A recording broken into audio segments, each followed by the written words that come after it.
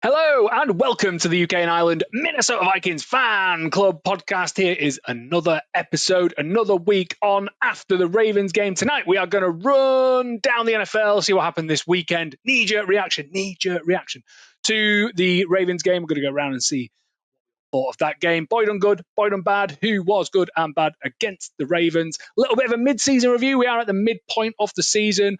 See what we all think. Are we where we thought we were going to be? Are we not? And then on to a bit of a preview of the Bears game. Daz, roll the titles.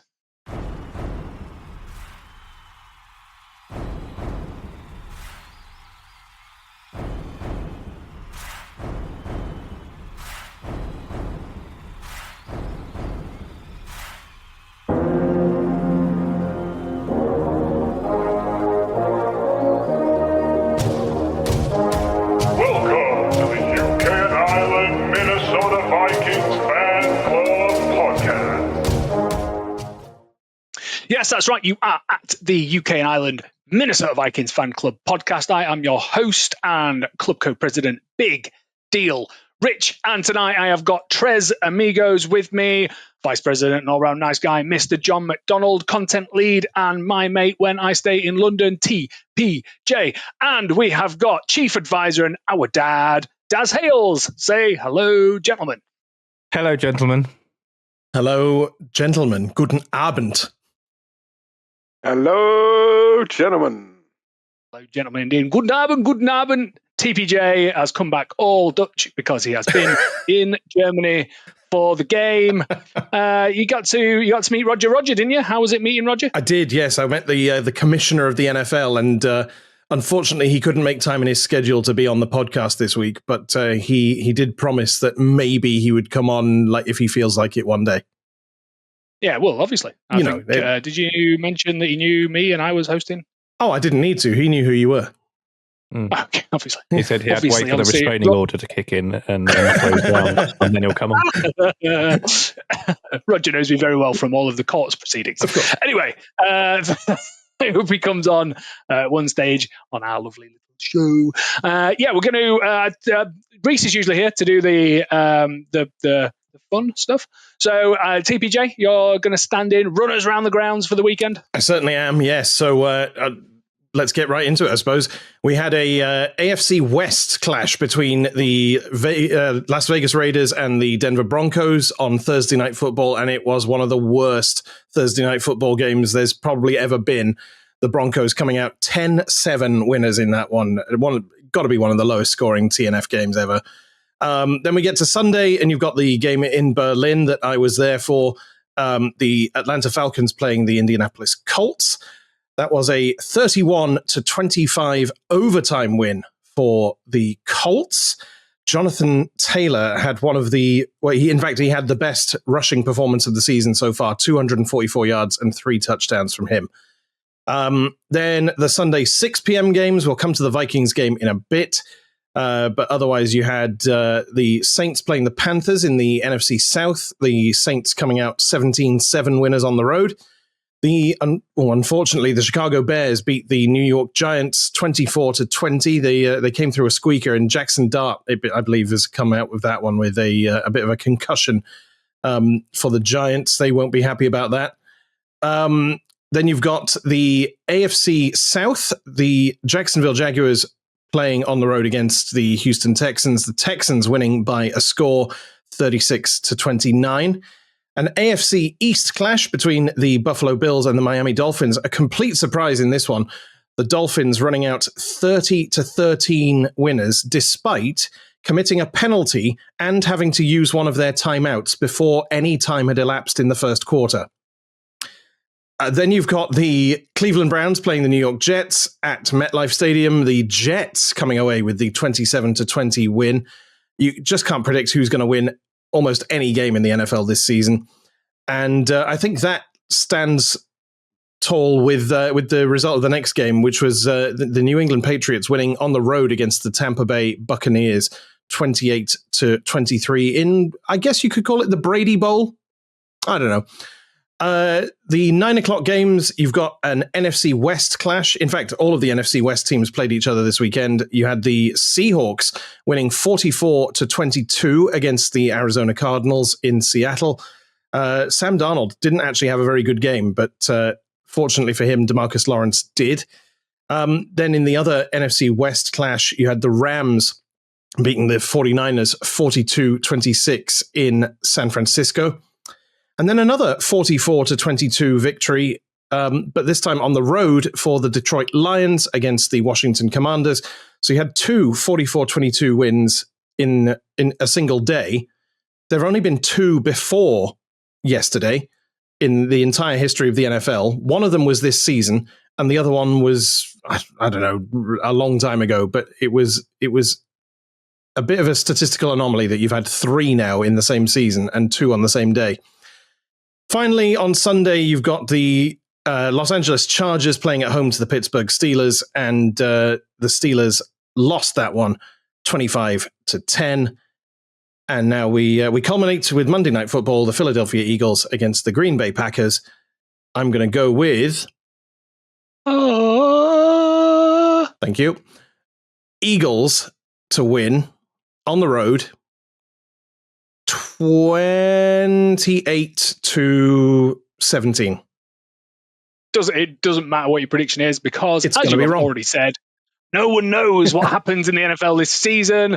I watched the Vikings game, obviously, yesterday. I had my eye on some other games. The Colts might actually be good, but I refuse to believe that they are going to win a Super Bowl with Daniel Jones before the Vikings get there. Daniel Jones will not win a Super Bowl for the Vikings. That is not going to happen.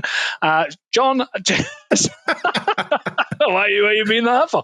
And I watched. I had a multi-screen. Now. I've got this new zone. It's going to be Daniel Jones against Sam Darnold in the Super Bowl, and Daniel Jones is going to be the winner. To be fair, I noticed that you said that Darnold had a bad game at the weekend. He was winning so badly that he decided to be bad to let them back into the game and then just flush the game out after all. So Sam Darnold, is he good? Is he bad? I think he's pretty good now. That's a learning, by the way. Quarterbacks who are not great in their first few seasons can still be pretty good in the NFL. Let's remember that with our quarterback, shall we? Well, let's come on to that later, TPJ. I've got this new multi-screen DAZN at home now because the Bills game was on at 6 o'clock alongside the Vikings game. So we had the Bills in one corner, we had the Vikings in another corner. What are the Bills doing? What are the Bills doing? Apart from I've got A-Chain in my fantasy team and he got like 50 points because Tua is rubbish, but he's a really, really, really good player. At one point, the Jets had negative passing yards and 17 points. Make it make sense. No one can make the Jets make sense this season. Absolutely ridiculous. Wasn't that the case in one of the London games as well? There was a team with negative passing yards that nearly won. Yes. It was the Jets, wasn't it? Yeah. That was the Jets again. It's a new tactic. It's quite impressive. We don't care about passing yards. We're just Oh my goodness. I'm going to point out again, I am better at football than Justin Fields. I will not have anyone say otherwise. And what was the other? Oh yeah, so the Giants, they left the game without a quarterback and now without a coach because Darball's been fired. See you later, Darball. If I was the Vikings, Dayball. Yeah. Must be that northern lint again. Yeah. Brian Daboll. Yeah, Daboll. Anyway, if I was the Vikings, I'd be well on the phone to that bloke saying, come and sort our offense out, which means we can, see, we do practice these things, I'm sure. We can roll straight into knee-jerk reaction. Daz, I'm starting with you. What is your knee-jerk reaction to the Vikings game yesterday against the Ravens? Why are you picking on me first? You were very vocal about my knee-jerk reaction, so I would like to hear a balanced view first. I want you to calm me down before I get on my pedestal. So my knee-jerk reaction is that I'm not surprised anymore. It's what I expected. It's frustrating in the moment, but given the scenario coming into the season, with a quarterback that has only now played 4 games, it was, as I said yesterday, I think in one of the chats, it was always going to be bumpy.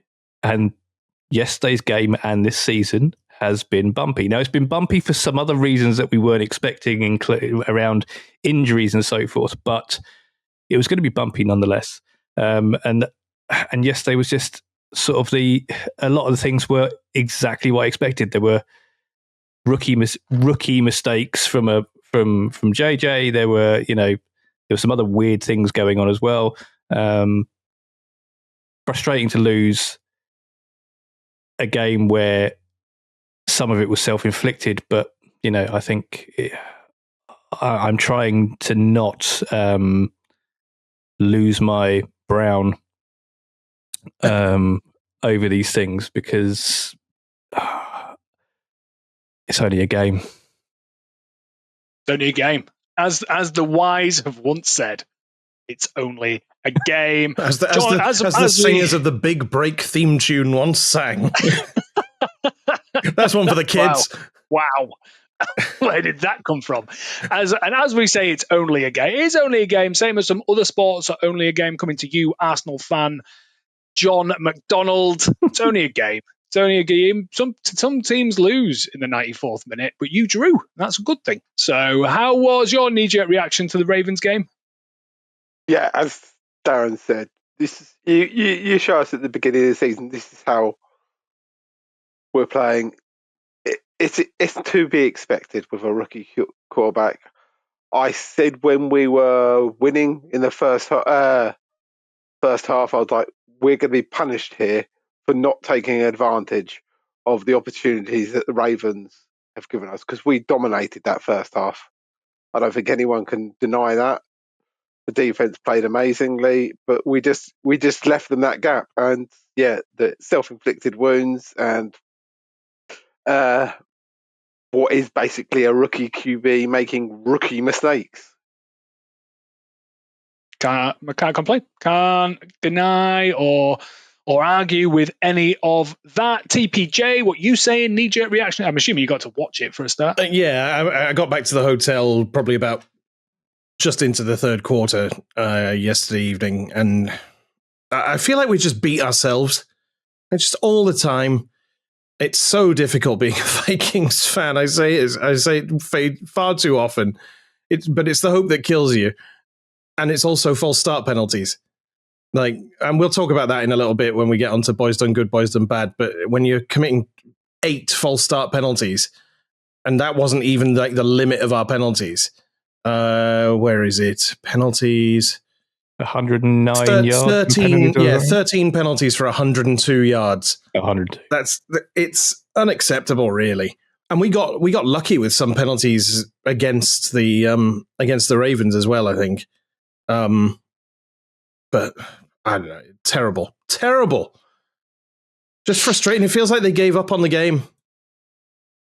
I again, all valid opinions and very difficult to argue with any of it. 13 penalties, 8 false start penalties, 2 fumbles, 2 interceptions, and we were still within 1 score of a team that has got an 2 times MVP quarterback and will probably be in contention for the Super Bowl.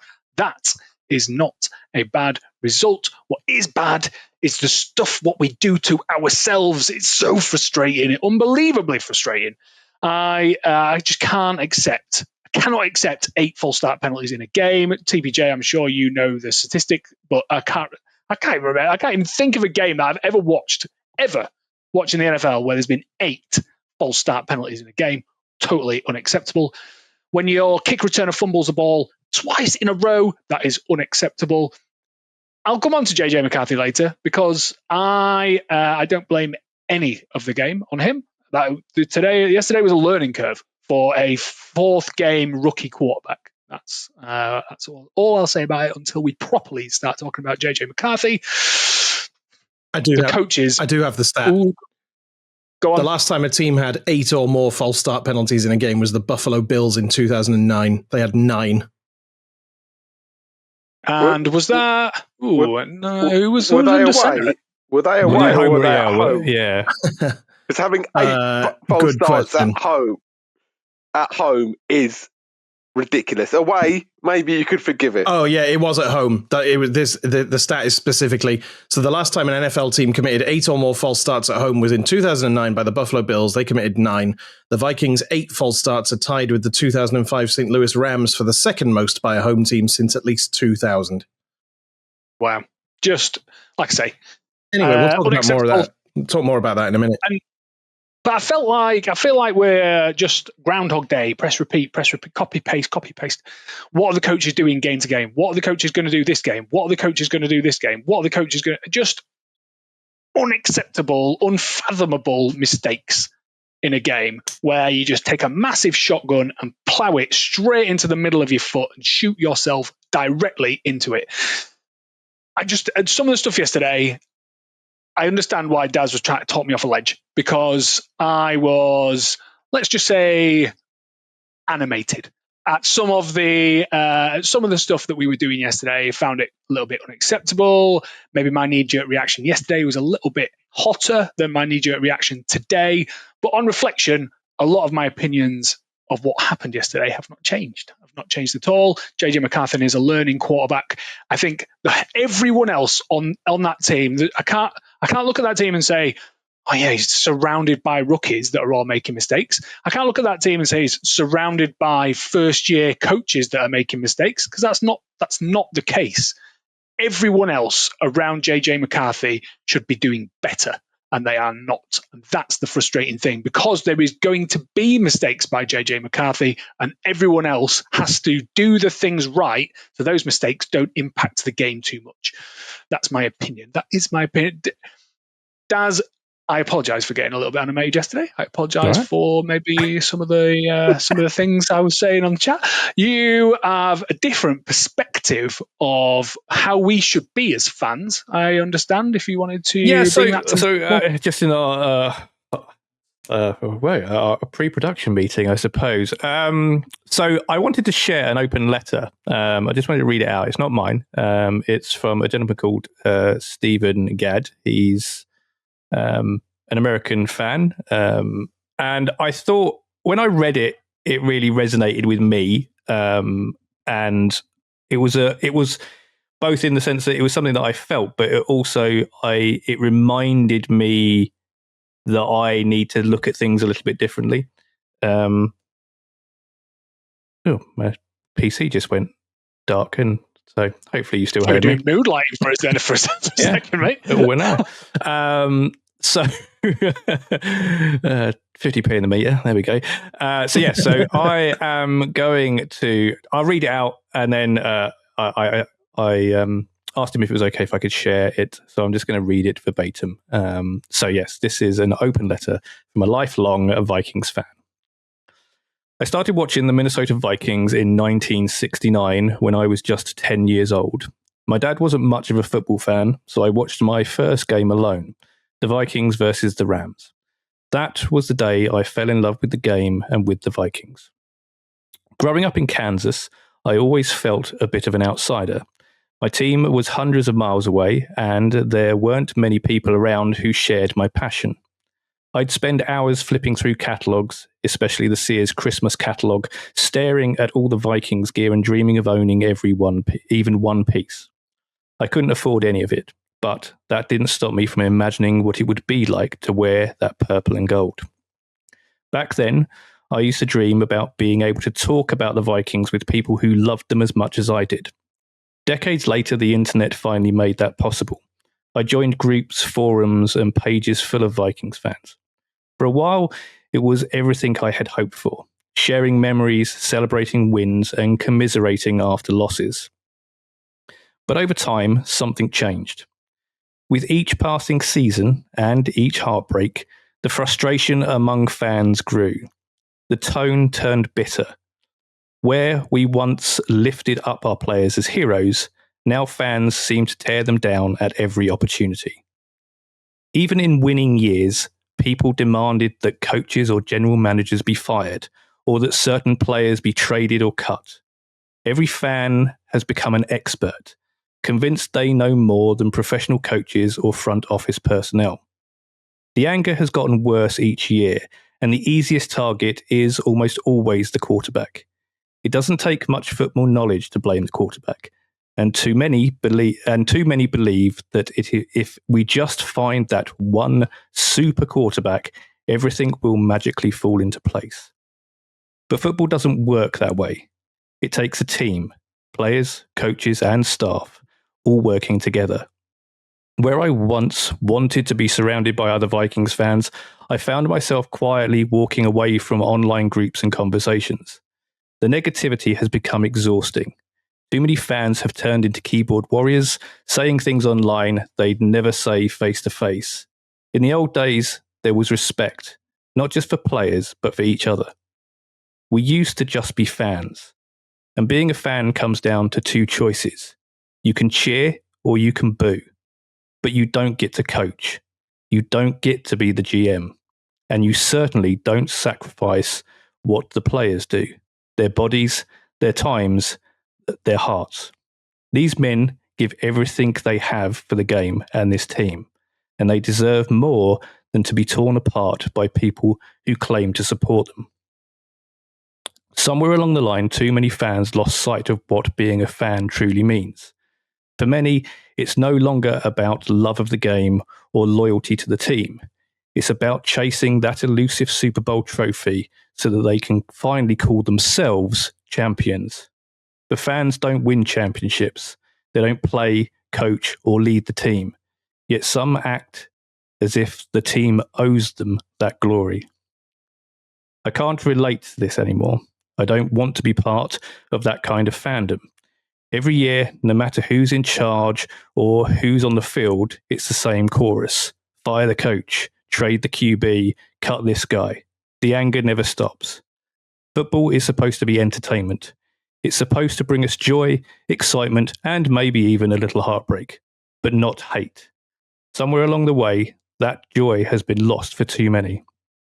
I'm still a Vikings fan. I always will be. But I'd rather remember what it felt like to cheer them as a 10-year-old kid back in 1969, back when it was about pride, hope, and the love of the game. Skol forever. Right in the feels. That was well put. Really well put. And do you know what? I very similar story to myself of being a Sunderland fan in Leeds with no one to talk to about anything to do with. All right. You can say your bloody watches by it. But I remember watching Sunderland versus Bradford City at the Valley when I could actually get to a game every now and again, and Julio Arca just being on the field. I didn't care if he'd done nothing during the game. It was just Julio Arca being on the field in front of me was one of the greatest things I have ever seen in my entire life. And I'll never ever, to be fair, not running the top corner of that game as well, which was pretty good. But then again, I've also seen Donald Love play right back in League One. So I've seen quite a lot of ups and downs as a sports fan. Same with the Vikings, seen a lot of ups and downs with the Vikings. I do think there is a way to comment on the team without being potentially where I got to yesterday.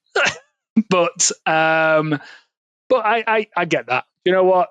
That's maybe put some of my thoughts into perspective. One thing I'll never do is I'll never not be a fan. I'll never not be a supporter. For me, next week is next week.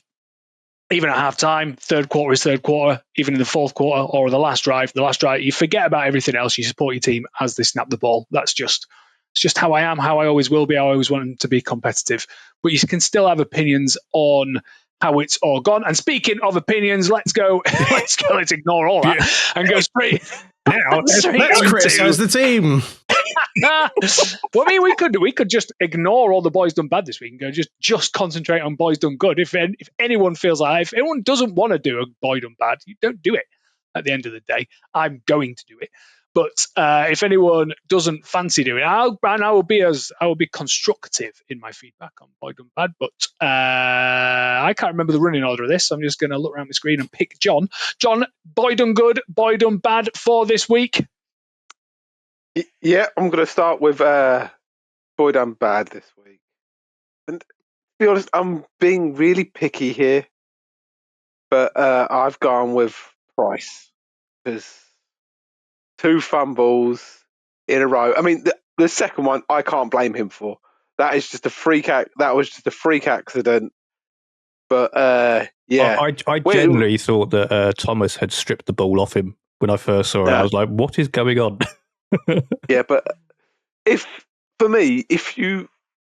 is just me personally. If I fumbled, the next kick return, if it lands towards the end zone, I take the knee and let's just calm it down. Let's just relax. But he always likes to bring it out, and sometimes we don't get the yardage back than if he'd have taken the knee in the end zone. But yeah, it's got to be Price because I mean that fumble really changed the momentum of the game. I think, given the Ravens 2 possessions in a row, pretty much 2 possessions in a row, in good field position as well. Yeah. That's something you can't do against good teams. You just can't. And like I say, when you've got a rookie under center and you need the rest of the team to be doing their jobs diligently, like if you catch the ball in the end zone, take a knee. Just give us a chance to. I know Pricey has been pretty phenomenal for the past couple of weeks in terms of bringing the ball out, but read the game, better game management. And like you say, harsh one this week because I don't think that is Price week to week to week. But just too many things went wrong yesterday. I would like to see him used more often in the offense, to be honest. I mean, on a jet sweep or something like that, I think he'd be absolutely perfect. If we maybe on 3-and-1. Yeah. No. I don't want to see him in the passing game because we never we never run on 3-and-1. We always said this. I'm not even going to get into that because I directly chose not to criticize KOC this week. We always said this about every week. Cordarrelle Patterson as a kick returner. Like we always wanted to see him used more creatively in the offense. He was ostensibly a wide receiver, became a running back later in his career, and we always. Well, I don't know about you guys, but I from my recollections, I always remember people around me saying, "Why are we not just getting this guy as many touches as we can? He's so elusive. He's so quick." Steam train. Yeah, and I feel I think Price is probably a little bit smaller than Patterson, but I think he is. Yeah, but I think he could definitely do a job in a different way. Yeah, he could do a job. Patterson was one of the first new players I ever got the shirt of. I've still got it hanging up in my closet there, but yeah, I always remember. I remember everyone always criticised him because he wasn't a great route runner. No, but it took the Vikings so long to learn that. But you get the ball in his hand. You got the ball in his hands. He could pull up amazing things, and that when he left the Vikings, he really showed that. And I was like, well, this is what I've been shouting for ages, but people didn't like him because his route running was always off. Screen demon, that's what he was. Anyway, let's move on to Boyd and Good. Yeah, Boyd and Good. I've gone with Jones because Aaron Jones yesterday was phenomenal. I mean, what? Just looking it up here, I had it up here, mate. What? 47 yards off 9 runs, and in the catching game was 3 catches for 22 yards. But yeah, that doesn't speak about his blocking and everything like that because that is very underrated. What we get from Aaron Jones there in the blocking because McCarthy stood pretty well in that pocket yesterday, even though he stood there for a while for a lot of the time. But yeah, his blocking yesterday was also absolutely amazing. Criminally underrated, someone say. Aaron Jones in the blocking game. I think Showdown a few times where linebacker was hitting the gap and he just protected his quarterback. He knew what his job was, protect the quarterback. He might need an extra half a second to get the ball out because he's a fourth game rookie quarterback. So let's just give him a bit of time. And he executed diligently yesterday. I thought he was, especially with coming off a pretty bad shoulder injury. I think he was braced up as well yesterday. Touch and go to play. I think that's exactly what you want out of the rest of your team. Is that Jones's role now, though? Is that his role, playing third down running back rather than like being a every down back? I mean, I don't think he was ever an every down back. That's why we got Mason in. But that's where we got to lean on him in third downs, use him in passing game? Yeah, we never run the ball on third down, so we use him on the green game. But is Jones the one? Like that's the thing. I think that's his. I think that's his role now. Yeah, I think if you look at some of the teams that have got a good 1-2 punch, they've got a very good downhill runner, and Mason does that job for me. And then they've got an almost like Swiss Army knife of a running back to complement. If you look at the Lions, they do that particularly well with Montgomery and I've instantly forgotten his name, Gibbs. That's probably the best 1-2 punch in the NFL. The Steelers do it pretty well as well. Gainwell is a good secondary running back, but I'll come on to it a bit later. I don't think we utilize the tools very well. If I was brutally honest, TPJ, I'm coming to you. Boy done good, boy done bad. I'm going to go with an interesting pick because I think this is quite counterintuitive. But I'm going to go with the offensive line in terms of my boys done good. And it is bizarre because there was 8 false start penalties yesterday, but they only gave up 1 sack for 3 yards, and that is possibly the fewest we've had this season. I would need to check that, but I think, I don't think we've had a game with no sacks. So I'll sing their praises for that, but I will also say that they are also my boys done bad for those false start penalties. It wasn't all offensive line, but Brian O'Neill had 3. I think Jefferson had 1, Darisaw had 1, McCarthy had 1, which is bizarre, and Ben Urasek had 1, which is he's not usually on the field. So I think, I don't want to let him off, but yeah, those are my guys for boys done good, boys done bad. And it's just the duality of man that there can be such folly as greatness. Living life on the flip of a coin. Yeah, I enjoyed a lot of Blake Brandel, center. What is going on there? Will ever come back? I don't know. Ryan Kelly. I think he's. Ryan, I was trying to work out who's Will. Yeah. I think Fry's played yesterday. Kelly, yeah. And the question still remains: will he ever come back? But yeah, I think it's Brandel's to see out the rest of the season. If I can't see. I know we've said we're going to activate him off IR at some point, but a guy with 5 concussions in 2 seasons that's 31-year-old. Come on, let him go back to home. KOC said he sees the light at the end of the tunnel, but apparently, according to his wife, failed his first medical. Failed a medical because he just didn't bother to sleep, which is just these are the decisions that I'll get onto later. It's just decision after decision after decision after decision after. It's just very, very odd behaviour from the organisation, I feel, this year. Daz, I'm coming on to you. Boy done good, boy done bad. Well, you did both. I picked offensive line for both good and bad. Yeah. I think CJ Ham got underrated yesterday for his blocking yesterday as well, because that was something I really, really enjoyed yesterday as well. In the run game and the pass game, or in the run game and the pass game, it's just having him back there, being like that, like last fortress for JJ last night was, because he's underrated in the blocking as well. Because, good decision to use him in that situation where, like you say, you've got a 4th game quarterback who needs maybe an extra half second. Not a great decision not to use him when you're on 3-1. Has KOC finally worked out how to use CJ Ham? Let's not get ahead of ourselves. Allegedly, no, according to Rich over here. I just, maybe he could actually use the ball. That's all I'm saying. Daz, good point and bad. So I'm inheriting because Reese cried off sick.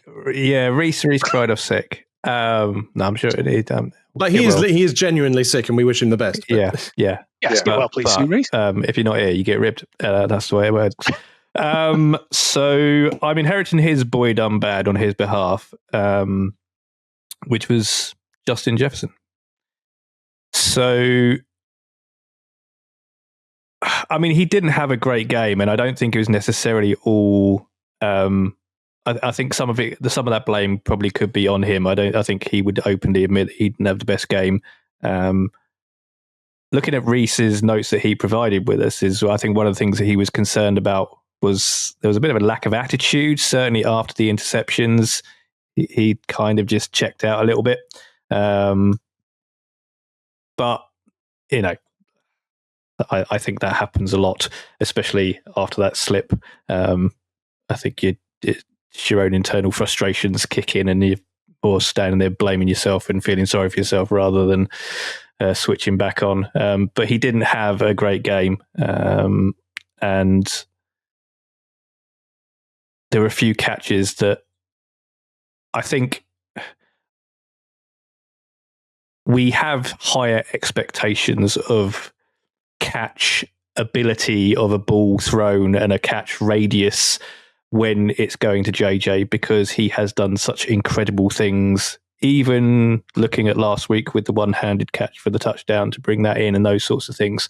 So there were certainly some throws that were in his expected catch ability, which he failed to deliver on. I think he only had 12 targets and 4 catches for 37 yards. And two interceptions were on his targets. Admittedly, one of them he slipped over. Not sure there's much you can do about that. So yeah, I think that's the boy done bad, but it's JJ. He is allowed an off. I think he is allowed an off day. So I'm not going to throw too much at it. Boy done good. Sorry, before we move on, can I want to ask, is Justin Jefferson still a top 5 receiver in the NFL? Yes. Not this season. Not this season, no. If we're talking about in his career based on all the others that are in the league and have it, then I think statistics alone tell you that. But right now is like right now, no. Yeah. No, there's is five others that I can. Is that because of him or because of the guys who have been throwing to him? I think it's probably a bit of both, to be honest. I think it's a bit of both. I think he's having a bit of a slump this year, for whatever reason. Some might argue that it's the payday slump. I don't think that's true of JJ. There's nothing about him that makes he's me always seemed very level-headed. Sort of exactly. But yeah, I just think he's having an off season, and I think yes, there's contributions in terms of a new QB that's a rookie that is learning the NFL will play a part.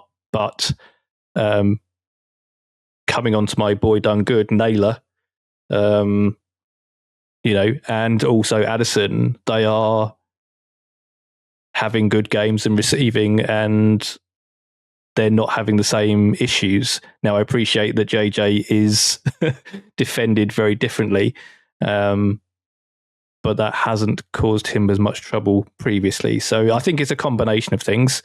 But yes, I certainly don't believe he's top 5 right now. We think he might have an injury. Might have something going on back there. I mean, it wouldn't be surprising for the Vikings to hide something like that, would it? After recent news. Not this season at all. I think that's entirely feasible. I think what's more feasible is that he's been told for the past 4 seasons, "Don't worry, we're going to be a good team," And for 4 seasons in a row, we've made either terrible decisions or just not played well. And to the point where you think, are we wasting this boy's career? Because he should be, I mean, there's no way on earth he doesn't get a golden jacket in the future. So his personal sort of career has already been taken care of. He's multiple record-breaking wide receiver, recognized as one of the best in the game. But I don't buy into this. We're wasting his career. I think he's shown over the first 4 years of his career that he is a franchise wide receiver. He's someone to build around, absolutely. But he signed his new contract knowing, and I cannot believe an experienced player that knows what it takes to play this game didn't look at this season as it's going to be rough. And it's not this season. It's the next 2 seasons. Now, unfortunately, we lost one of those seasons because we lost JJ for an entire year. But you know, he must have realised that was. But I'm not saying that he's like. I'm not saying he's thinking, "Oh, I can't believe we're not good this year." But he might be. You know, that stuff does eat away at you a little bit. You know, I can't believe our rookie quarterback who was going to, learn this year, so we're great next year, has got an injury. So that means we've had to have a stopgap quarterback who, yes, did great for me, but now next year is going to be not great as well. And based on this year and him being out for 5 games, maybe even next year's not, because now we're looking at having to get a new centre. And can we afford Jordan Addison? And can Jones stay healthy for another year, or do we need to go out and get a running back? Hawkinson can't seem to catch the ball, so do we have to go? If only there were guarantees in this game where you could just go, we've now got this QB and we've now got this O-line and we've now got this, therefore that guarantees, because every other team, is now just going to be that little bit worse, and we're going to. It doesn't work that way, and they know that it was talked about earlier in terms of, I think it might have been yourself, Richard, saying, that other players are letting down, and I know it's not only one player, but we only have to look at how, without Lamar, how the Ravens have been, and then one player comes back, and suddenly it flicks, and that can be for multiple reasons. Other players, for JJ, taking the Vikings as an example, trying to overcompensate, and when you try to do that a little bit extra to overcompensate for a weaker link, that's when silly little mistakes creep in. That's so all of these things do compound. It can only be one or two things that has that ripple effect that just causes some inconsistencies. The O-line, rookie cadence, right? So having that many, is it the O-line or is there a cadence problem? So it's those, they all, those things all take into account. So I think it's going back to the point is that, which I've forgotten now, I've completely lost my train of thought. But I know I was making a good point. That's the point. I do think the point was good, but that's honestly, I do think it was good. I started whatever waffling. The point was. Are we wasting Jefferson? Are we wasting Jason? No, yeah. So no. You could have said that, but be a very short anyway, podcast if we all just went no. Good grief. Yeah, it's. I mean, we are. I haven't got my glasses on, so I'm squinting. We are a few minutes into the show. I haven't even done my boy done good, boy done bad yet. I'm not going to get my pedestal out because I feel like we've done a bit of pedestal shouting about my boy done bad in the past. But you cannot get to this stage of the season. You cannot have all the context that we have and not call out a badly managed game by Kevin O'Connell. Kevin O'Connell is my boy done bad for this week versus the Ravens, and there's a few reasons. I don't want to go too far into it. I know Daz is collecting his emotions before I go really far into it. But looks like he's about to have an aneurysm. I do think that if I always say, let's just take the actual game out of it and just look at the situation. Take a step back and look at the situation. Your quarterback is going into his 4th game of the season. He has played twice at home. The last time he played at home was absolutely awful. He struggles. He struggles with being calm. He struggles not to get caught up in the emotion of the game. What I do think we're doing at the moment is, as fans, we're learning a lot about JJ McCarthy. What I see about JJ McCarthy is definite progression. I've seen, and that's what I loved. And I'll get onto JJ McCarthy as a little bit of a spoiler. Boy done good. I'll get onto. But if you look at the situation, you've got a 4th game quarterback. You've got a little bit of a beat up O-line that you've never really played the same O-line game after game after game. The half of your rest of your team is beat up. Your defense has been on the field for far too long over the past few games. You've been in 2 international games. You've got 2 really healthy running backs, one that you actively traded for because you thought that he could do a job. And then you go into a game against who are potentially touted as Super Bowl champions, the Ravens, with Lamar Jackson, who you want to keep off the field for as much as humanly possible.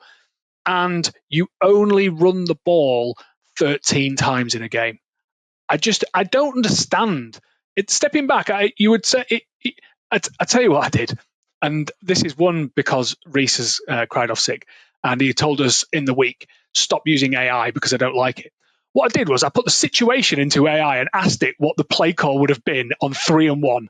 First drive of the second quarter, first drive in the second half, you are 1 score up, half a point up, or whatever it was. You're on the 50-yard line, 3-1. Half a point. Do you know what? This is AI for you. Do you know what Gemini said to do? Quarterback sneak. It's the highest percentage conversion into first down from a 3-1 yard. Why wouldn't you quarterback sneak? It takes out of all of the possible situations of fumbles, interceptions, losing the ball, and you're in field goal range. Was it only taking the Philadelphia Eagles tush push as the sample size? But the tush push is a new revelation. Quarterback sneak's been around for millions of years. With the tush push, you can't fumble on the tush push because that's not allowed. It's illegal. Count. Yeah. It's illegal. If the ball comes out during a tush push, it's not a fumble. The play stops back there. The play stops back there as the referees declared the other week there. So all of that information that you know about the game, every single piece of information that you know about the game, and what you choose to do on 3-1 when you are winning and there is no pressure and your defense is playing really, really well, instead of trying to get a first down when you've got CJ Ham, you've got Mason, you've got JJ McCarthy's a mobile quarterback, and you've got Aaron Jones, and you do not try and get that 1 yard. When you've got 5 yards per running play, I can't fathom it. I cannot understand what is happening in the mind of Kevin O'Connell. And what I said earlier, what I've been saying now for 2 seasons, I love Kevin O'Connell. I am not one of the... When you go back to that letter that you read out, Daz, this isn't me saying Kevin O'Connell needs to leave the organization. I wouldn't have it. He is one of the best leaders of men that you will find. He's phenomenal at it. People have said for season after season, I would run through a brick wall for Kevin O'Connell. I don't understand sometimes the way that he reads the game. And I don't understand why he doesn't go, this isn't my strength. I'll give play calling to someone else, because in these situations, I don't know whether it gets into his head. I don't know what. I don't know whether he's stubborn. I don't know. Or whether he's thinking the season's gone and I just want to see JJ McCarthy throw the ball all the time. I don't know. I don't know what is happening. No one can explain it to me. That is part of the problem as fans that we have, is we are not in the room. So we don't know what's going on in the planning session. We don't know what the game plan is. And then, there's a difference. There's weird calls. And we all do it. I totally agree. There's times when I'm looking at a call and going, what? That doesn't, that's not the call I would make. But then I have to remind myself, again, go back to that. I'm not a coach, right? I'm not, I have zero knowledge of this game in comparison to, the people that are out there making those calls, including KOC. There is some thought process to it. We don't understand it. And we tend to, like with everything, things that don't work, things that are negative are the things that stick in our minds all the time. I know last night there was loads of going on about run the damn ball with that interception. For me, that was a great play call. Unfortunately, JJ slips, right? And it turns into what looks like a really ridiculous interception. But that when you get a situation where you've got a one-on-one with JJ, you take that, right? And there's other things in that game. So there's a possibility that JJ has got a little bit, McCarthy that is, has got a little bit of leeway, and he's identified at the line that he's got that one-on-one, and he's been told, if you get the one-on-one, take it. Otherwise, pass it off and run it. So there's layers to this. There are times, I will admit, that you just sometimes just punch it through. And he does it, but this is KOC, and it's KOC's offense. So let's be honest, even if he brought someone into play call for him, they're going to be within his offensive mindset, and he's a throw first kind of guy. It might change it a little bit, but it's I don't think changing the playing caller suddenly changes the whole philosophy of what we do on between the run play balance. And I know he keeps talking about he wants to find that balance and have a little bit more of a run, but look at the tree that he's come from as a coach. Well, look at the position he played. Exactly. He's a throw first kind of guy. Yeah, the combination of him being quarterback by trade. And when you've got possibly, well, I know we said he's not the best right now, but when you've got who we've thought is the best wide receiver in the league, you've got to use him more. That's one of my frustrations this season, is that Jefferson hasn't been incorporated more into the offense. And maybe that's to do with McCarthy not being able to, and Wentz not having enough time in the pocket to get the ball to Jefferson. But Jefferson's been criminally underused this season. I don't disagree. I again, run first offense. We are not, and we will never be. But run on 3-1. I mean, that's just. I tell you that what makes my trail of thought come to this. 3-4 weeks ago, whenever it was, when we attended the Dublin game, my mate Lee came with us first ever live NFL game. Basically, the second week he'd ever been watching the NFL. He now texts me almost hourly about the NFL. He's so into the game now. He's like, he just asks questions after questions. He just wants to know everything about the game. He was talking yesterday about drafting and can players come from different leagues and blah, blah. And I was like, Lee, just try to watch the game. Anyway, he's decided to be a Chargers fan. That's absolutely fine. That's what he wants to be. His daughter is a Vikings fan after I gave her a Vikings bracelet. I mean, if it goes out there, he'll definitely get tickets. So that's good. Well, yeah, there you go. So, and it's not just because they beat us horribly in Los Angeles.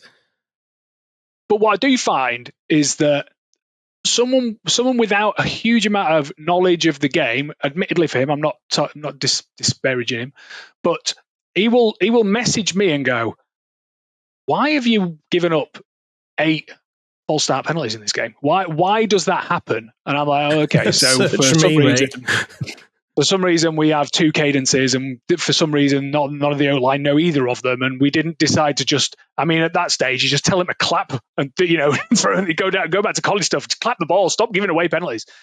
Again, bad decision for me.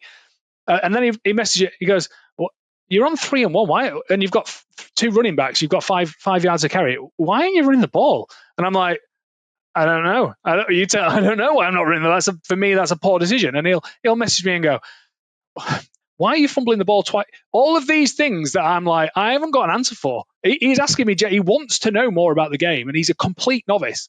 And when you step back, take all of that out of the game. If you're on your own 50-yard line and you're up and and it's the first drive of the second half, you don't want to give the ball back to the Ray. I know that was a good thing to do, to throw the ball to Jefferson, because if he doesn't slip, he's probably got a touchdown. But he did slip, and he might not have caught the ball even if he didn't slip. And we still could have gone 4 more downs if he'd just run the ball and got 1 yard. That's maybe I'm risk averse. Again, I'm not Kevin O'Connell. I'm not into his psyche. I understand that he's a great man. It's too many occasions for me now. It's too many occasions. Anyway, I will move on. This moves me on. John's going to have to go in a minute. What time are we on? Look at the clock. Okay, I'll speed this up. Which moves me quite on nicely. And I've mentioned it before to my boy done good, which is Jeez, JJ McCarthy. We're not even done We've that still yet. got that. JJ McCarthy. Yeah. And I'll tell you why it's JJ McCarthy. What I saw from JJ McCarthy last night was exactly the progression of a rookie quarterback that I wanted to see. I remember watching Drake May last year and thinking, God, we nearly traded up for this bloke, and he is absolutely awful. And this season, he is looking like the Patriots' worries at quarterback are over now, looking like that. And I look at JJ McCarthy. Obviously, I was there in person for his first home game, and I've seen him a couple of games now. What amazed me yesterday is his pocket presence, his ability to understand the pocket and to stay where he was supposed to stay. You were talking about one sack earlier. That's only because he evaded sacks, probably 2 or 3, really well evaded 2 or 3 he scrambled sacks. so well that he was our leading rusher yesterday. Exactly. And that was like off one 50-yard run where he just noticed. So his game awareness from game to game to game to game is amazingly progressive. And I understand that that's the coaching, and Kevin O'Connell is part of that. So, you've got to give them plaudits for that. Yesterday, he made some bad throws. Throwing double coverage for the first interception to Justin Jefferson because he wants to get the ball to Justin Jefferson just explains the rest of his game to me. He's too excited. He's like a kitten. He wants to do everything, and he there's something over there, and he just needs to calm down. What do you think about this 9 stuff? He's got this alter ego called 9. I'm like, it's interesting. I don't know if I like it. I certainly don't think he should have come out and said it in the media. Like, yeah, that's crazy. Because he hasn't done enough.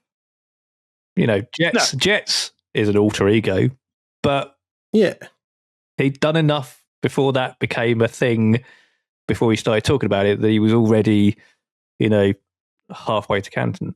You can't give yourself a nickname unless JJ is weird. JJ McCarthy, let's be honest, is a weird man. Weird, right? But I don't. If he carries on and in the progression and he turns out to be great, I don't care. Whatever he's got to do to put him, all these players are a bit weird. They've all got huge egos. They have to be top competitive players. You have to have an ego. You have to believe you are the God's gift, right? And it's and it's all destined to be great for them.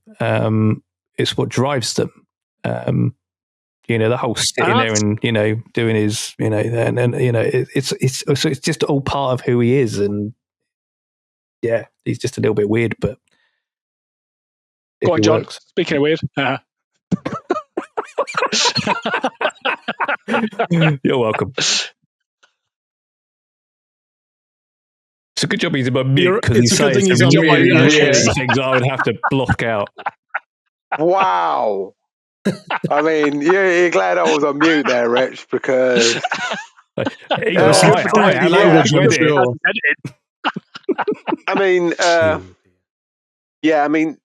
whole 9 thing, to build yourself up, to give yourself that much of a ego boost, to introduce yourself as your own nickname, you've got to have a pretty big ego to do something like that. I don't know.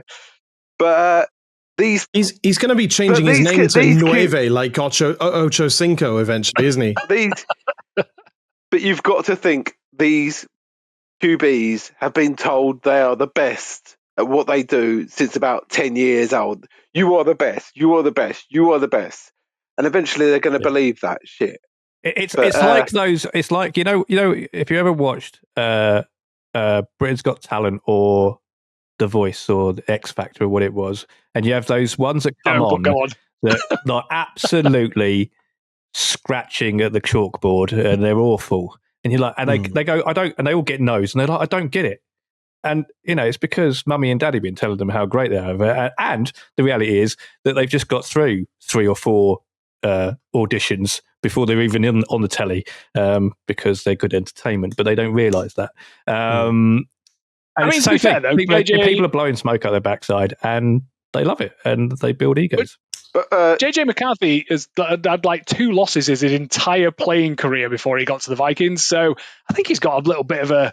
And I'm not saying introduce yourself as 9 as the youngest quarterback in the game who has barely won a game. I'm not saying do that. That is not good media preparation by whoever is the PR person behind him.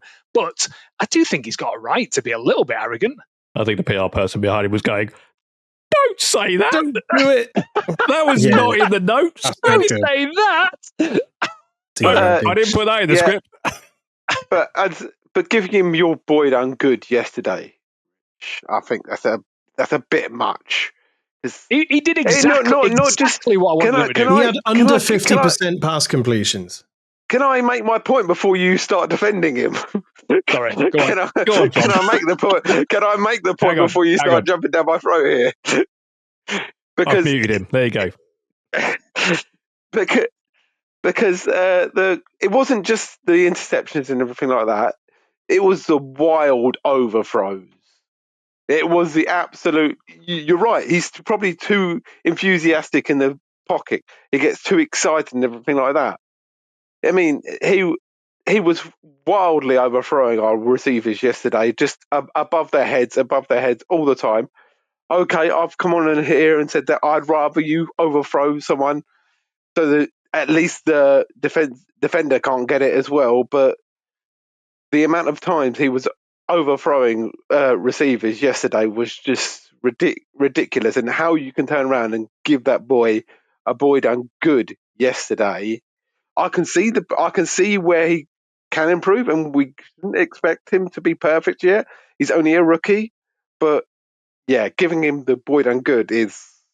There's a few reasons. I'll be really quick because we do have to move on.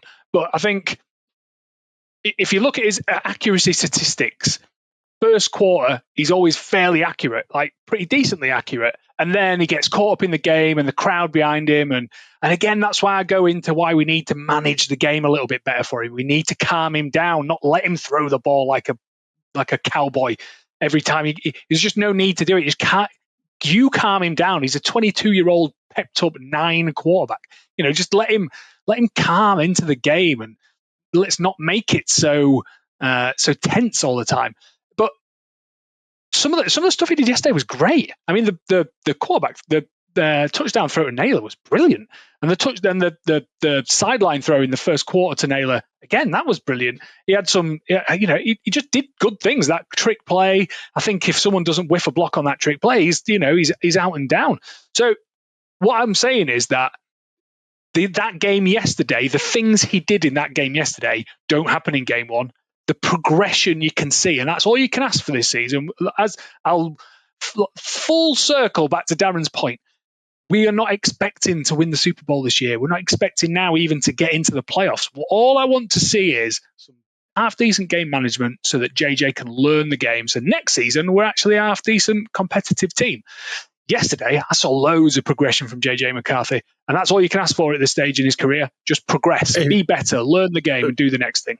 Players like Josh Allen, Peyton Manning, Daniel Jones weren't good in their first seasons in the NFL.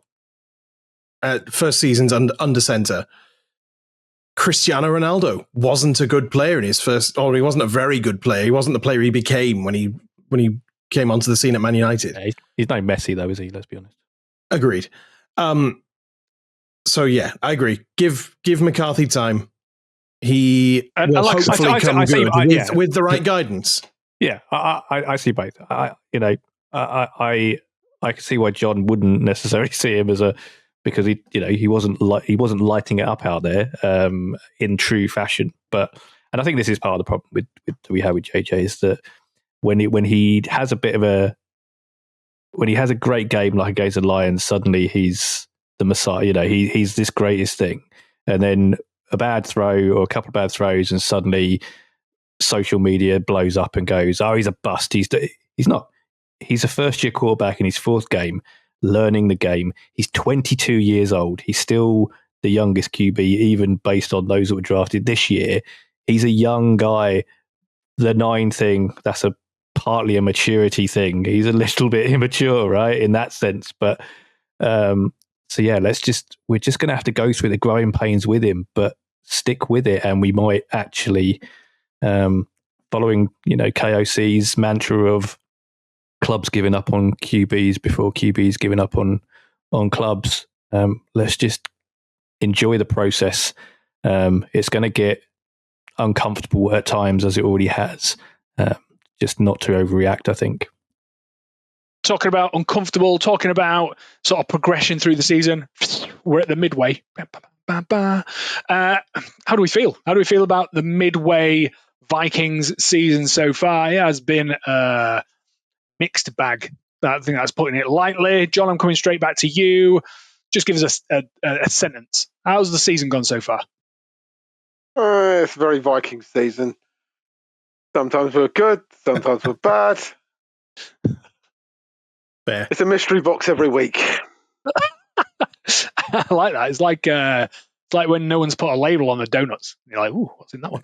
TPJ, I'm coming to you next. Just a really quick overview. So that's a really bad analogy. It's more like, unlabeled tins. Yeah, It could be peaches. Yeah, okay. Like a bag of Revels. Or you could get the coffee one. My mid-season review. Obviously, we've underperformed. It's been underwhelming, but it's also been beset with inconsistency in terms of personnel. If I was going to give us a grade, like a letter grade, I'd probably give us a C-. I don't think it's an F because we're 4-5, and we'll probably beat the Bears next week.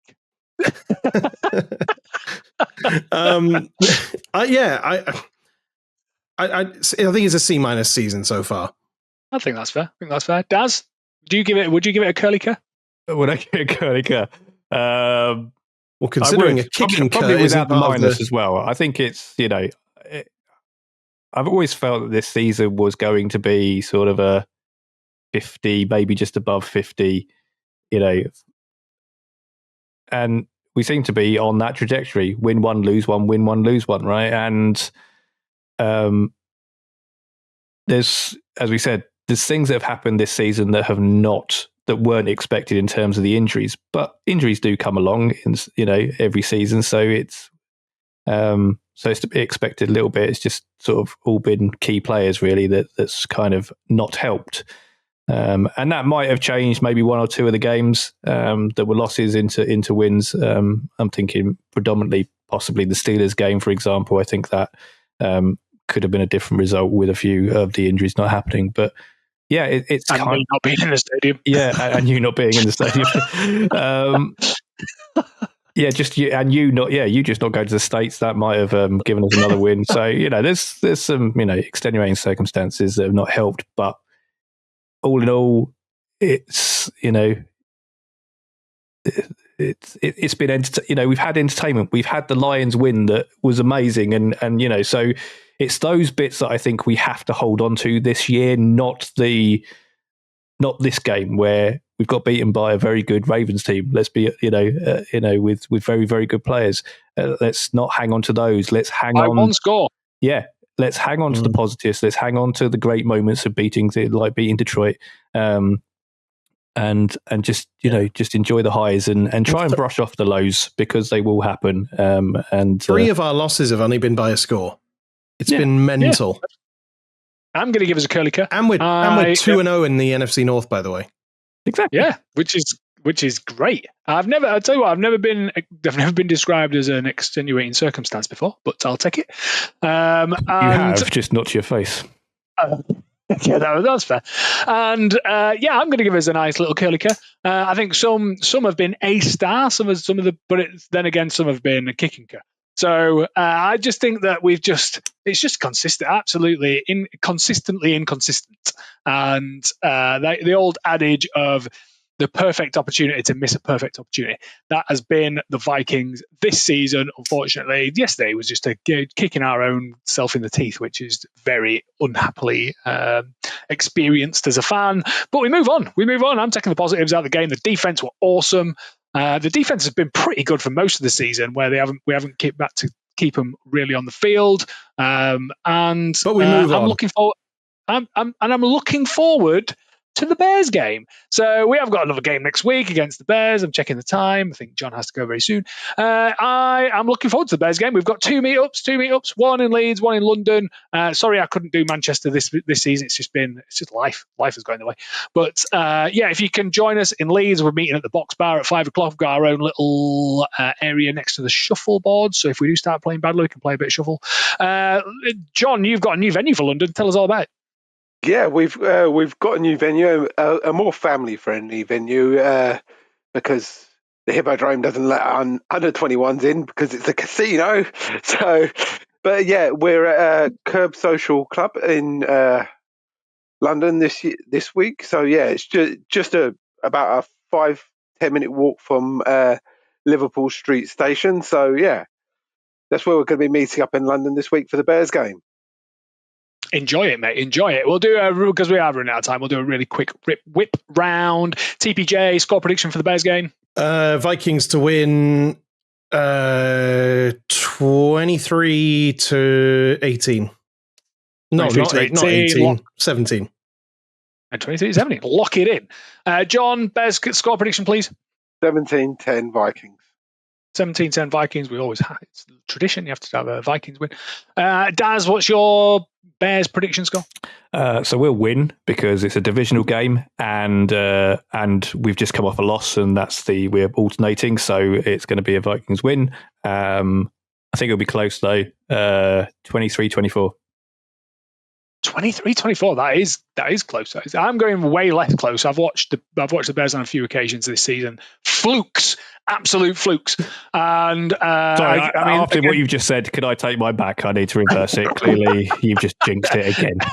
Caleb Williams is not a good quarterback, and beating the Giants 400 yards incoming, and an absolutely dreadful Cincinnati defense does not make you a good team.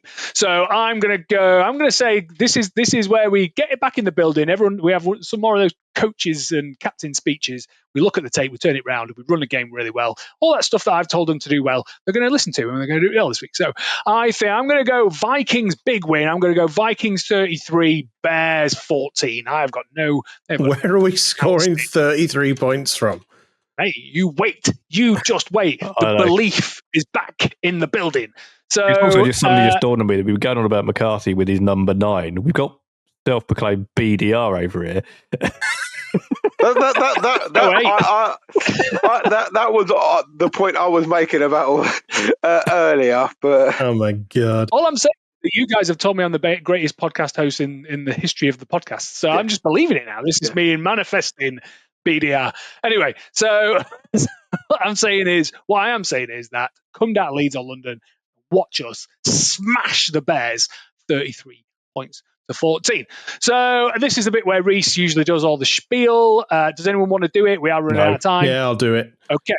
Okay, go on then. We're on social media. Search for UK and Ireland Minnesota Vikings fan club. That's pretty much it.